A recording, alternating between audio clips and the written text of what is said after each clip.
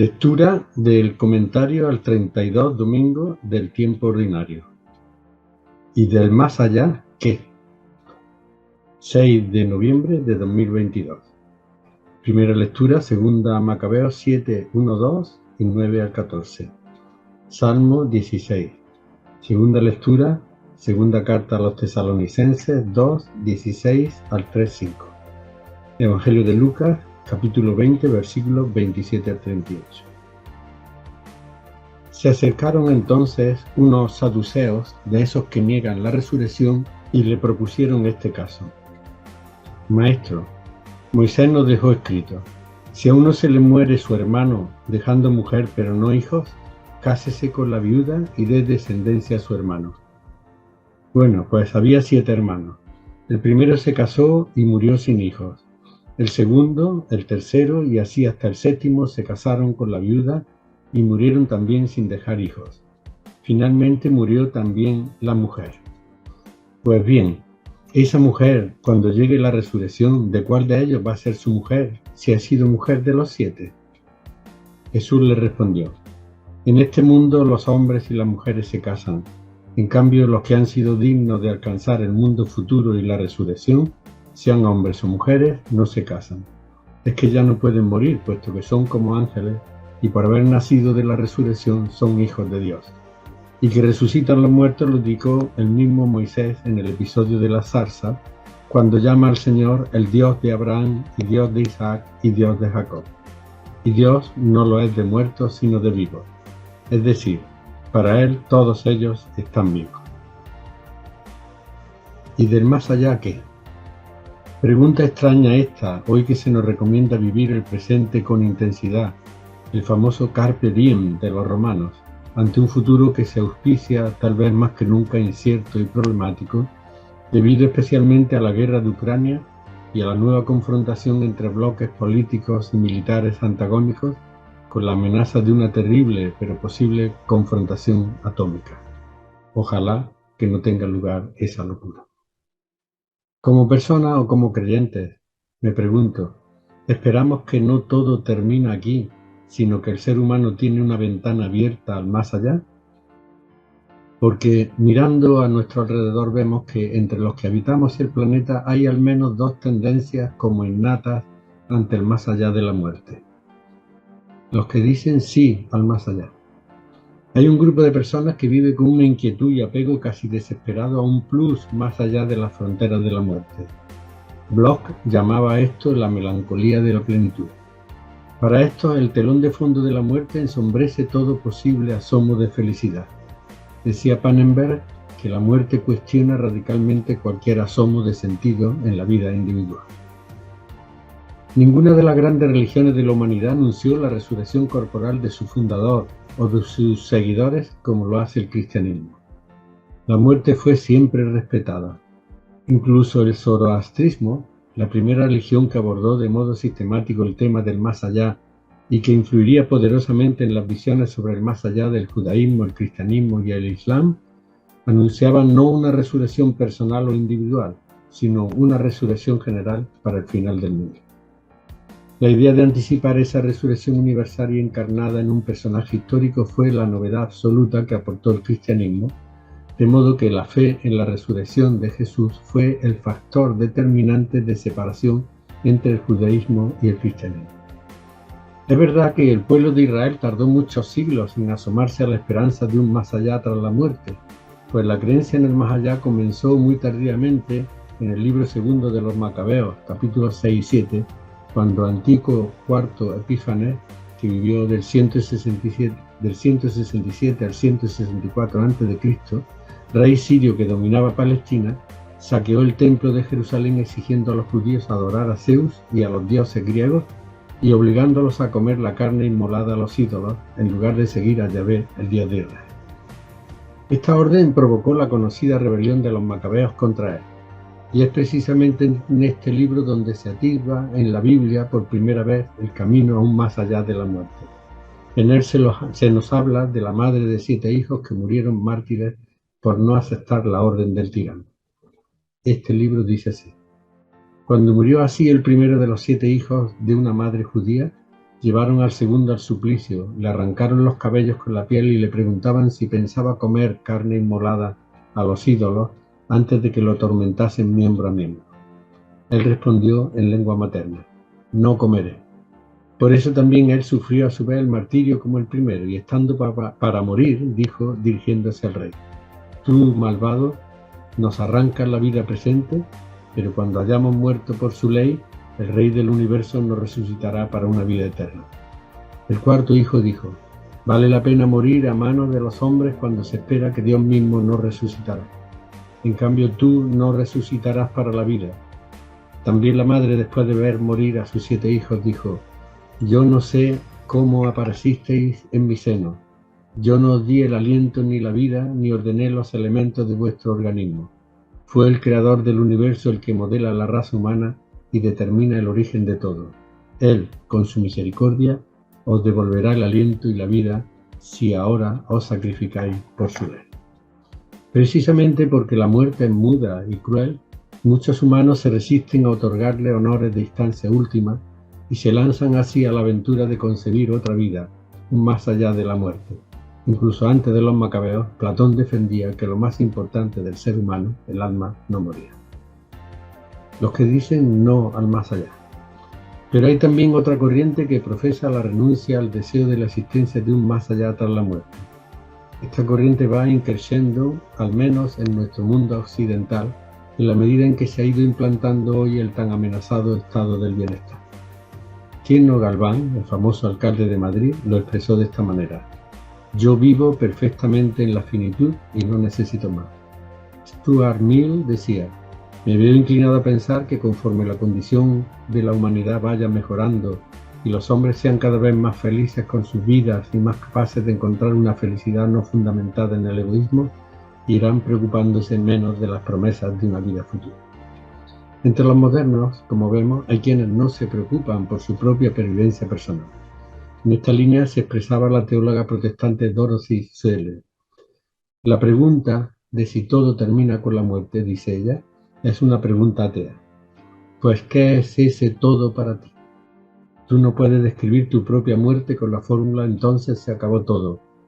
Continúan mis ilusiones, los proyectos en común que puse en marcha, las cosas que comencé y no terminé. Es verdad que yo ya no comeré, pero se seguirá cociendo y comiendo pan, y aunque yo ya no beba, se continuará derramando el vino de la fraternidad. Yo ya no respiraré como persona individual, como mujer del siglo XX, pero el aire continuará estando ahí para todos. Según lo dicho, a esta teóloga no le importa que su yo desapareciese tras la muerte. No tiene esa sed de durar que angustiaba a Unamuno cuando decía: yo no digo que merezcamos un más allá, ni que la lógica nos lo muestre. Digo que lo necesito, merezcalo o no. Y nada más. Digo que lo que me pasa no me satisface, que tengo sed de eternidad y que sin ella me es igual todo. Yo necesito eso, lo necesito. Y sin ella ni hay alegría de vivir, ni la alegría de vivir quiere decir nada. Es muy cómodo esto de decir: hay que vivir, hay que contentarse con la vida.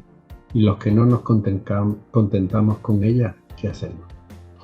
He traído a colación corrientes de pensamiento, dos corrientes de pensamiento, para mostrar cómo, mientras unos esperan un más allá tras la muerte, otros se decantan serenamente por un acabamiento definitivo. Ante estas dos posturas, pervivencia después de la muerte sí, pervivencia después de la muerte no, la enseñanza cristiana sobre la resurrección de Jesús se presenta como un acontecimiento revolucionario en la historia de las religiones y representa la mayor de las utopías, pues significa para sus seguidores la victoria definitiva de la vida sobre la muerte, del bien sobre el mal, alimentando consecuentemente la esperanza de todos los desesperanzados de este mundo, de los injustamente ajusticiados, el sueño dorado de tanta marginación, la subversión de tantos derechos humanos pisoteados.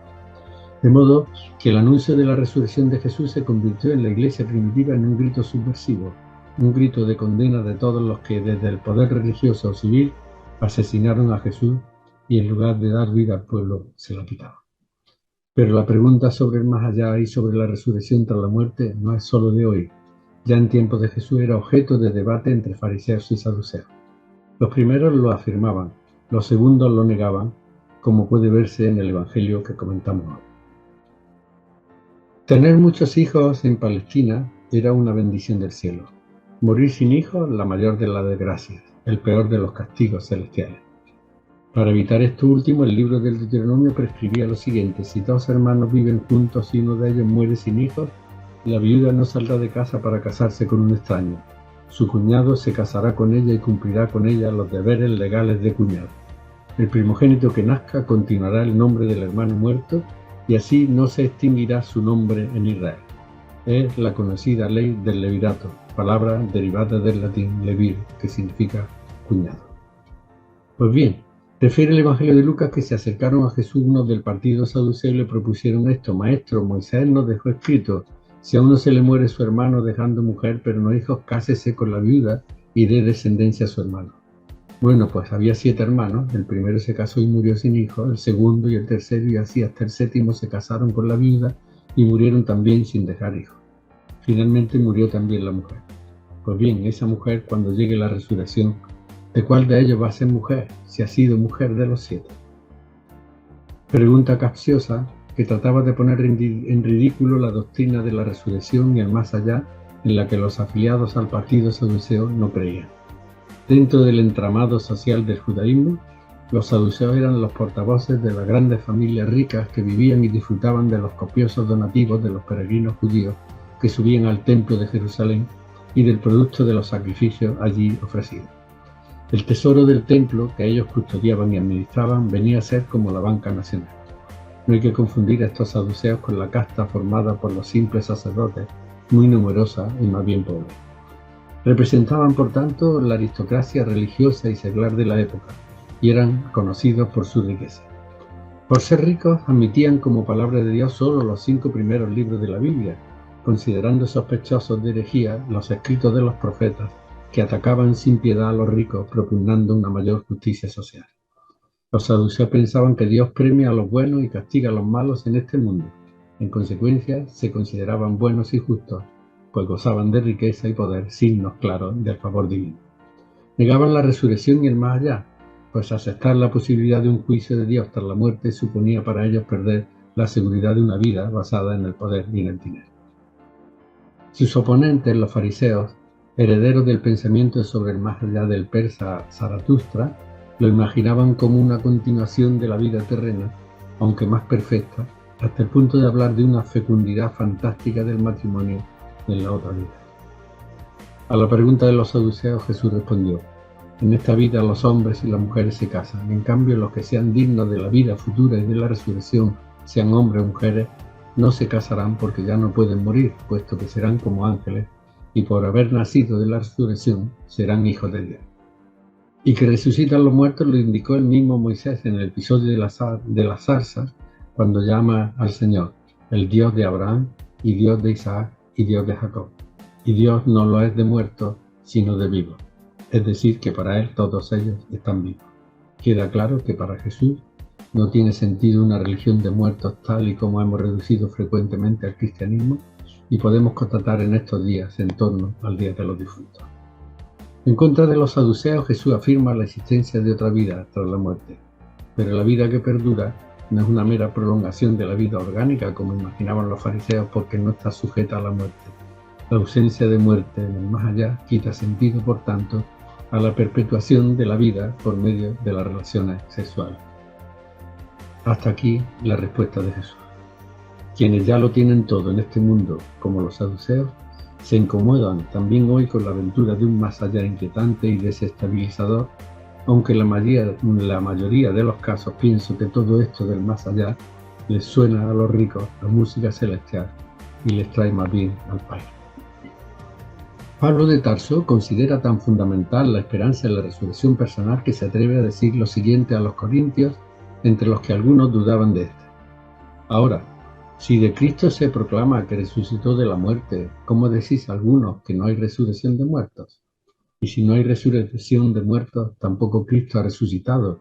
Y si Cristo no ha resucitado, entonces nuestra predicación no tiene contenido, ni vuestra fe tampoco. Además, como testigos de Dios resultamos unos embusteros, porque en nuestro testimonio le atribuimos falsamente haber resucitado al Mesías, cosa que no ha hecho si realmente los muertos no resucitan. Porque si los muertos no resucitan, tampoco ha resucitado el Mesías. Y si el Mesías no ha resucitado, vuestra fe es ilusoria. Y si la esperanza que tenemos en el Mesías es solo para esta vida, somos los más desgraciados de los hombres. Dejad de engañar. Malas compañías estragan buenas costumbres. Sacudíos la modorra como es razón y dejad de pecar. Ignorancia de Dios es lo que algunos tienen. Os lo digo para vuestra vergüenza. Y alentado por esta esperanza en la resurrección, Pablo siente fuerza para superar los peores momentos de su experiencia misionera cuando dice: nos aprietan por todos lados, pero no nos aplastan. Estamos apurados, pero no desesperados. Acosados, pero no abandonados. Nos derriban, pero no nos rematan. Paseamos continuamente en nuestro cuerpo el suplicio de Jesús para que también la vida de Jesús se transparente en nuestro cuerpo. Es decir, que a nosotros que tenemos la vida continuamente nos entregan a la muerte por causa de Jesús, para que también la vida de Jesús se transparente en nuestra carne mortal. Así la muerte actúa en nosotros y la vida en vosotros. Sin embargo, poseyendo el mismo espíritu de fe que se expresa en aquel texto de la Escritura, creo, por eso hablo, también creemos nosotros y por eso hablamos, sabiendo que aquel que resucitó a Jesús nos resucitará también a nosotros con Jesús y nos colocará con vosotros a su lado. De este modo, Pablo se suma a quienes creen que no todo termina con la muerte, aunque ni Pablo ni nosotros podamos otear algo más sobre el cómo, el cuándo y el qué de ese más allá que la muerte y resurrección de Jesús preconiza. Lamentablemente, el cristianismo ha girado más en torno al más allá que al más acá, a la muerte que a la vida, siendo así que, como se lee en el Evangelio que comentamos, el Dios cristiano no es un Dios de muertos, sino de vivos. Tal vez los teólogos de otros tiempos se hayan pasado de listos queriendo dar respuesta a preguntas sobre ese más allá de que poco o nada sabemos, nada podemos saber, pues este no es objeto de ciencia, sino de creencia.